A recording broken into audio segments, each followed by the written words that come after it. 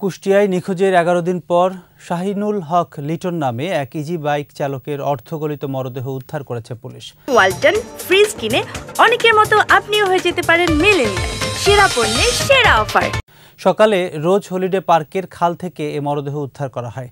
শাহিনুল হক লিটন কুষ্টিয়া শহরের housing estate এ block এলাকার বাসিন্দা। স্বজনরা জানান, গত 18 মে বিকেলে ভাড়ার খোঁজে ইজি বাইক নিয়ে বাড়ি থেকে বের হন লিটন। এরপর তিনি নিখোঁজ হন। পরে লিটনের স্ত্রী মনিরা হক কুষ্টিয়া মডেল থানায় একটি মামলা করেন। পুলিশ জানায়, মৃতদেহ এমনভাবে পচে গেছে যে চেনার উপায় নেই। তবে পরিবারের লোকজন লিটনকে শনাক্ত করেছেন।